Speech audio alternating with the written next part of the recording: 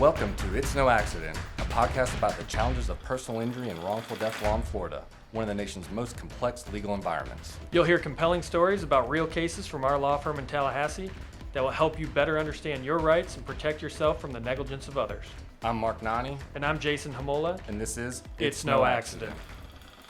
All right, Mark, one of the things we want to talk about is how you and I got together in terms of practicing law and, kind of our Marvel comic book origin story, so to speak. How did we get teamed up? How long have we been doing this together?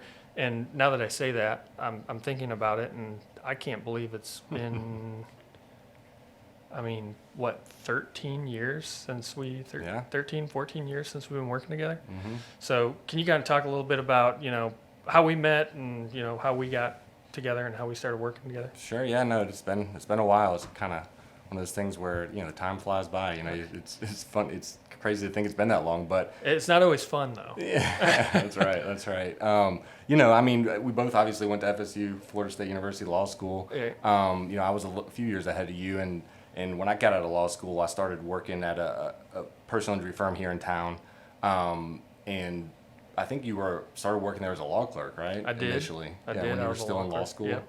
Yeah, and so that was the beginning, I think, and you started working as a law clerk, and I think you and I were working a lot together initially, and then once you graduated, you ended up getting a job there and continuing working there as well, and I guess you and I worked there together for 10 or up until 2018. I was trying to figure out what year that would have been. I think it was. I think I started working there in 2009 as a law clerk, and Mark was an associate there, and I as a law clerk, you think you know everything. You're in law school. You think you know everything, but really you know nothing. So I worked as a law clerk there, and kind of meandered my way through doing law clerk work, writing demands and sifting through medical records and doing that kind of work. And I got hired on there I graduated in 2011. So 2011 is when I got hired on there as an attorney. And it just so happens that my office was right next to Mark's office. And our listeners may not know this, but I'll tell you a little secret. When you go to law school, they actually don't teach you anything about practicing law. Right. So, when I started practicing law, I was given and I think the same was for you. Like I was given a caseload. Like I got sworn into the bar and I had a caseload, and the partners at that firm were just kind of like, go for it. Mm-hmm. If you have questions, come ask us. And I had lots of questions, and Mark's office was right next to mine. And I was in there a lot because he had been doing it for 2 or 3 years, and he had some answers to the questions that I had about what I needed to do, because every time I got something filed, I was, almost had a heart attack because I didn't know what the heck it was that got filed, and I didn't know what to do with it. Right. So, but yeah, it was a great learning experience. Sure. For sure. I'll forever be grateful to the fact that they just threw a caseload at me, because it was the best way to learn. No, I agree. It's kind of sink or swim, throw you in there, and it's scary and terrifying, but it also kind of motivates you to learn stuff faster, and so I agree, it works out well. And it is, like you said, it is kind of funny that, and I didn't really even completely realize it until about the end of law school, or when I first got out of law school, that great, I graduated from law school, I got a law degree, but I don't know the first thing about how to practice law or file a lawsuit or any of that. It's funny, I know when I first got out, I remember older attorneys would say, like, oh, when you first get out of law school and you first get hired at a law firm, you're pretty much worthless for like 3 years or 5 years or something like that, because that's how long it takes to really learn how to actually practice law, because you don't learn that in law school, which, that's a whole separate topic, the way that law school does that. As compared to like medical school, where you graduate medical school and then you have a residency where you're basically doing on-the-job training, right, before they actually put you out there and let you be a real doctor. Right. They don't do that for lawyers. You got to do that by getting a job somewhere and kind of doing the grunt work for a while, Mm-hmm. So, but anyway, so yeah, we practiced there for years until 2018 when we decided to kind of, break out on our own and do our own thing and start this firm. Right. And Vince Barrett, Right. he's kind of the godfather of this firm, so to speak. He was a partner at the old firm we were at, and he was one of those partners that gave us the opportunity to just work the cases. He was one of the guys. He was, just do it. If you're going to learn, you're going to have to do it. Right. So, he gave us the cases to work on, and we worked there at that firm. That he founded that firm as well, and been in Tallahassee for over 30 years. Yeah. He founded that firm, and some things happened, and he left that firm, and there was a split that happened there, and he gave us an opportunity, and here we are. Yeah, and we're definitely grateful for it. Which is crazy that was already 5 years ago. I know, flying by. Unreal. Nonni and Homola are here to help you recover. For all your Tallahassee personal injury needs, call the offices of Nonni Homola at 850-601-1111 or visit NoHo.law. One of the things we want to talk about with this podcast are some of the complexities in Florida law, and I think probably the best way to do that is to talk about some of the cases that we've had. And one of the more recent cases that we resolved was an electrocution case that, Mark, you were the lead attorney on, and there were some complexities in that case, and it resulted in a substantial multi-million-dollar recovery. And I know it was not easy to get to that point. Mm-hmm. So can you kind of tell us a little bit about that case and some of the challenges that you had during that case? Sure. Yeah. No. It was definitely a tough case, and it's funny too because, or not funny, but it's,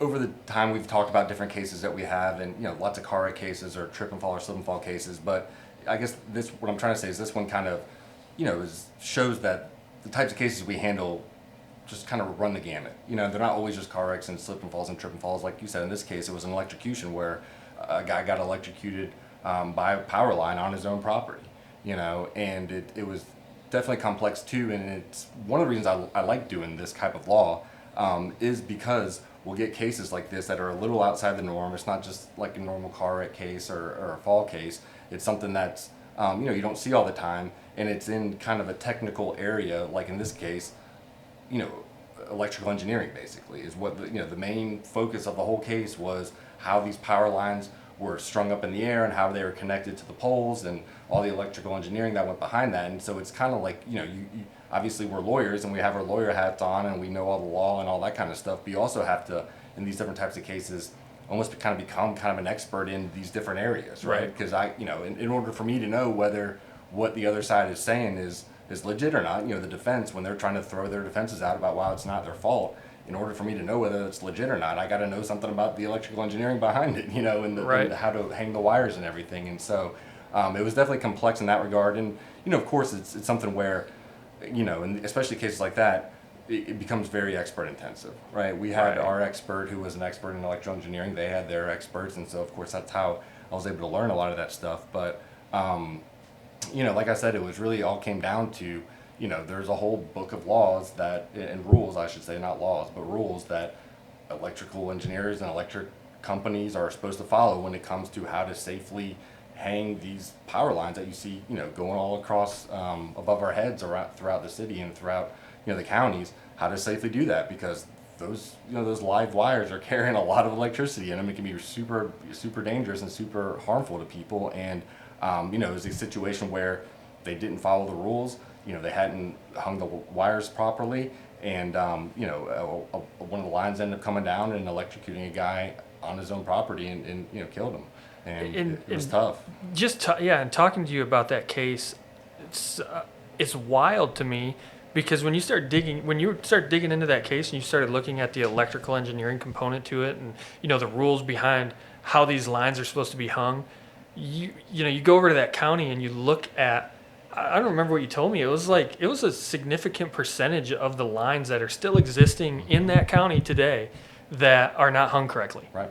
And you're like, well, you start looking at it and you're like, well, there's a reason why this happened. I mean, if they were hung correctly, it probably never would have happened. No, that was our whole case. If they would have followed the rules, it wouldn't have happened. And like you said, it is crazy. I mean, it's literally, I'm going to use the A word again, but an accident waiting to happen. You know what I mean? Literally, where they have these lines that are improperly hung, miles and miles and miles of them.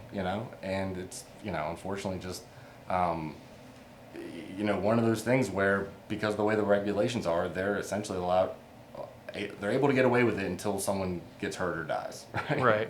Right. And like I said, it was a substantial recovery on that case, but at the same time, there was somebody that died. Right. And those are some of the most difficult cases for us to handle because, you've kind of got to wear your counselor cap for the clients, the family, the ones that are left behind, and then you've got to fight for them on the legal side, and then as you said, you've got to put on your other cap and do all the research and teach yourself about the interplay between, in this case, electrical engineering and the law, and how that all applies. But I say that to bring up the point that in a wrongful death case, how do you come to the point where you're valuing a case like that?